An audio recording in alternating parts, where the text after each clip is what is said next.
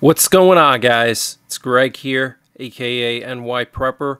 It is Wednesday, November 13th, 2024, and I have an emergency alert to share with you guys. Right now it is 15:25 Eastern Time here in the United States, and we currently have U.S. nuclear forces on high alert. We have two nuclear war command and control planes up in the air. We have a presidential doomsday plane up in the air. We have a nuke sniffer up in the air, and we have a B-52 nuclear bomber airborne over Louisiana. So our nuclear forces are on very high alert today and also last night. We had a lot of nuclear codes transmitted, and there was a massive attack on Ukraine. Russia launched dozens of cruise missiles and ballistic missiles and drones at Ukraine last night. But what's really concerning is that a briefing was prepared for Ukraine's Ministry of Defense, and it suggested that Ukraine could develop a basic nuclear bomb within months if U.S. military support for Ukraine is withdrawn. Okay, so this briefing for Ukraine's defense ministry suggesting Ukraine could develop a basic nuke if U.S. military support is withdrawn. Okay, very, very concerning. And North Korean leader Kim Jong-un has issued an order calling for full war preparations against South Korea, including the use of nuclear weapons. The order, delivered to officials in North Pyongyang province on October 23rd, instructs the nation to prepare for a possible occupation of South Korea using all means of attack at its disposal.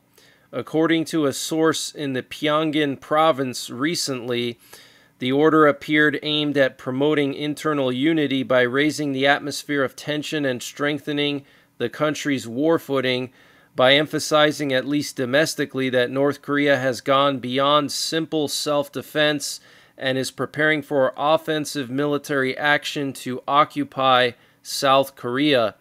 In the order, North Korea designated South Korea as an enemy state both legally and physically, and explicitly said that if South Korea attempts to violate the North's sovereignty, Pyongyang would mercilessly respond by mobilizing all military means at its disposal, including nuclear weapons, the source said. The order also called on all munitions factories and related industries to speed up their national tasks to strengthen the nation's nuclear arsenal, and urged the entire party, military, and people to prepare for war with the determination to resist South Korea to the death with irresistible force. In the order, North Korea also strongly warned against skeptical attitudes when it comes to demanding thorough responses to South Korea's violations of the North's sovereignty. The order warned against people taking advantage of the political tension to spread nonsense and groundless rumors or saying things that could create mistrust in the Korean People's Army, such as asking what the military was doing before the drones appeared over Pyongyang, the source said. The aim is to stop the speculations and rumors that have surfaced everywhere about the recent infiltration of drones over Pyongyang and tighten control. The order emphasized that officials must thoroughly block the enemy from creating internal divisions and mercilessly crush phenomena that harm the one-hearted unity of the party and revolutionary ranks. It ordered all party members and officials to conduct their work and life as if it were a battle, always thinking of war preparations for the occupation of South Korea. In North Pyongyang province, fear has been spreading since the order was received. People are expressing concern that this time the party may actually be considering war. As the public learns what was in Kim's order given to officials above the rank of department head, people are expressing concern and fear that a war with South Korea may be imminent and that it feels like the party is out to start a war, the source said. So this is very serious, guys, okay? A source in North Korea is saying that Kim Jong-un has ordered full-scale war preparations against South Korea. There was an order delivered to military officials and Communist Party officials in North Korea in the North Pyongan province on October 23rd, calling for full-scale preparations, mobilizing all military means, including nuclear weapons, and speeding up the production of munitions and nuclear warheads. So this is very, very concerning. And according to Sky News Arabia, Iranian officials are claiming to have delayed their retaliation against Israel until negotiations are able to be held with President-elect Donald Trump after the new Trump administration sent a warning to Iran through Baghdad. So apparently Trump sent a warning to Iran through Iraq, okay? And now the Iranian officials are delaying their response. We'll have to wait and see if that's true. Consider the source Sky News Arabia. This could be misinformation or disinformation to basically get Israel to lower their guard. And what's interesting is last night when we had that massive amount of nuclear codes being transmitted and during the massive missile attack on Ukraine by Russia, we had this B-52 nuclear bomber take off from RAF Fairford in the UK, and it was doing loops in the North Sea for about 2 or 3 hours. This is pretty unusual. Also, at the same time, we had a U.S. Navy sub-hunter patrolling the coast of Poland and Lithuania and Kaliningrad. Kaliningrad is a Russian province, so that's pretty strange. And the Israeli Defense Minister Israel Katz visited the Northern Command for the first time together with the Israeli Chief of Staff. And he said, "We will not make any ceasefires, we will not take our foot off the pedal, and we will not allow any arrangement that does not include the achievement of the war's goals, and above all, Israel's right to enforce and act on its own against any terrorist activity." Okay, and just 2 days ago, Israel Katz said that now was Israel's opportunity to strike Iran. So this new defense minister is extremely hawkish. And the Russian Defense Ministry told Israel that actions similar to the airstrike it carried out on a Russian base in Syria in October are unacceptable. So Russia warning Israel now, which is very, very concerning and also falls in line with Bible prophecy. The Bible says in the book of Ezekiel chapter 38 and 39 that Russia is going to invade Israel in the end times. And the U.S. confirmed today that 2 of its destroyers were targeted by at least 8 drones, 5 ballistic missiles, and 3 cruise missiles originating from the Houthis in Yemen. Okay, and these were the Arleigh Burke destroyers. And those are the warships that have the missile interceptors on them, the Aegis system, which was used to defend Israel against the Iranian ballistic missile attacks. And Trump has picked Pete Hegseth for defense minister. And if you don't know who he is actually a Fox News host, and he's also a veteran of Afghanistan and Iraq.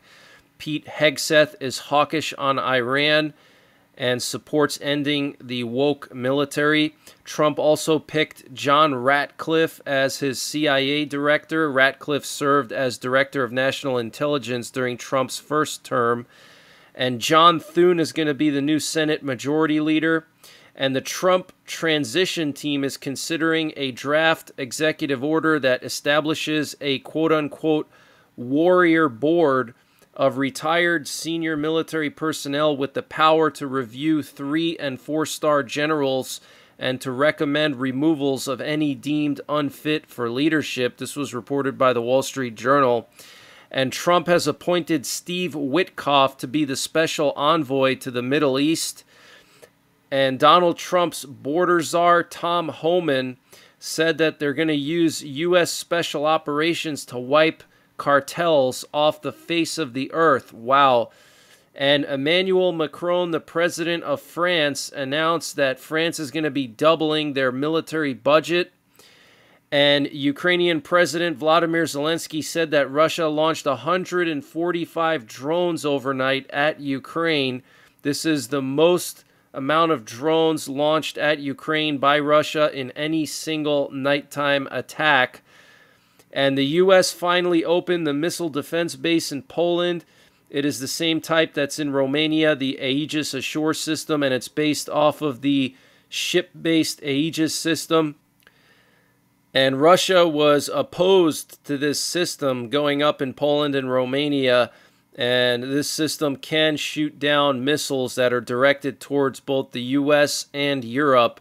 So in a nuclear war, these missile interceptor sites would be very beneficial in shooting down Russian intermediate-range ballistic missiles heading to Europe. And Anthony Blinken met with NATO Secretary General Mark Rutte in Brussels today as the outgoing Biden administration sought to cement support for Ukraine ahead of Trump's return as president. President Joe Biden is hoping to boost assistance to Ukraine before he leaves office. Blinken is expected to discuss in Brussels how U.S. allies can take greater leadership over support for Ukraine, with Washington's future role uncertain. Blinken, following the meeting with Rutte, said NATO will provide military assistance for Ukraine on such a scale that the armed forces will be ready to continue combat operations in 2025. He also vowed that North Korea's involvement in the war will get a quote-unquote firm response. And the Polish Internal Security Agency detained a citizen of Belarus suspected of attempted arson in the northern Polish city of Gdańsk on behalf of the Russian security services. According to the investigation, he was a member of a criminal group which acted on the instructions of foreign intelligence. Other citizens of Belarus are also involved in the case. The Polish Internal Security Agency reported that the detention took place on November the 6th in Warsaw, where the suspect had seized items presumably intended for sabotage. And this morning, a Russian Black Sea Fleet staff car exploded in Sevastopol, Crimea, killing the 41st Missile Boat Brigade's Chief of Staff, Captain First Rank Valery Trankovsky. So a car bomb taking out this chief of the Black Sea Fleet, or one of the chiefs of the Black Sea Fleet. And we had a UFO hearing in Congress this afternoon. I was playing it in the 24/7 stream. Want to just summarize some of the main points from this UFO hearing. So there was some kind of a program called Immaculate Constellation, which was a special access program to document UFOs, and it's apparently still ongoing. Also, the U.S. military and intelligence community are seeing huge amounts, possibly thousands, of clear, high-resolution photos and videos of UFOs, and they have been for decades. And that was according to Luis Elizondo. And the former NOAA chief said that there was a documented case of a UFO going underwater. And also, UFO programs are currently ongoing without any congressional oversight. And also, in some cases, UFOs stalked Navy ships. And UFOs also can perform up to 3,000 G maneuvers. And this is all according to Luis Elizondo, former U.S. government employee and contractor. So a 3,000 G maneuver is absolutely insane. Okay, an F-16, I think, can perform like a 9 G maneuver.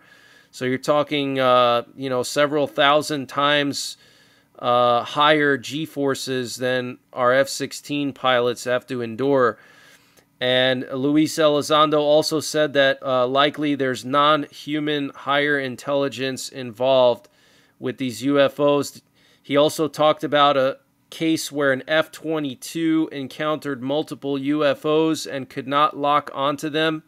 And then apparently the F-22 was surrounded by 3 to 6 UFOs. So that's pretty interesting. And he also said that multiple alien bodies have been recovered and that there has been non-verbal communication with aliens, but due to non-disclosure agreements, this guy, Luis Elizondo, could not disclose more details about that and also any crash retrievals, but they did talk about crash retrieval programs. The U.S. government does have crash retrieval programs. So this is very, very interesting. And I want to just show you guys some more interesting flights. So right now, this afternoon, we have a NATO AWACS plane patrolling northern Poland and getting aerially refueled. So this AWACS plane is setting up for a long-term mission here over northern Poland. It's going to be up in the air for a very long time. That's pretty unusual. And we also had an aerial refueler come down from the UK, and it was doing these figure eights along the border of Moldova and Ukraine in Romania. And then we had this US Navy recon drone that was patrolling the shoreline of Iran, which I've actually never seen them do that before. Okay, so this could be a sign that the US is preparing to strike Iran, or that Iran is preparing to strike Israel. Okay, we do know that the U.S. moved half a dozen nuclear-capable B-52s to Qatar already, and several squadrons of F-15s, which can carry the most nuclear bombs of any fighter jet in the United States. They can carry up to 5 B-61 nuclear gravity bombs. And then we also had this AWACS plane in the Eastern Mediterranean. And we also had a sub-hunter, actually several sub-hunters off of Florida this afternoon and earlier this morning. And we also had several aerial refuelers and heavy cargo planes off the coast of New Jersey last night. And the only thing I can think of is that potentially they were training, or they were training with the palletized munitions. Okay, if you've never heard of those, they have this new cruise missile that is basically loaded into pallets, and basically these C-17s or C-5s can carry a whole bunch of these pallets, which have, I don't know, several dozen cruise missiles in each pallet, and they just drop the pallet out of the back of the plane far away from the combat zone, and then the cruise missiles will launch themselves in midair from these pallets and fly towards their target. This is a new system, and it's possible they might have been testing that off the coast of New Jersey last night. But that's the latest breaking news that I have. I might be back later on with another update, but very serious news coming in from North Korea, preparing for war against South Korea, and Ukraine's Ministry of Defense saying that they could develop a basic nuclear bomb within months if U.S. military support is withdrawn. And don't forget to follow me on Telegram and Twitter. I post all my updates over there. Sometimes YouTube doesn't send out notifications, so follow me over there. The links to my Telegram and Twitter are in the description below this video. And until the next time, take care, God bless, and don't forget the 3 Ps. Prepare, practice, and persevere.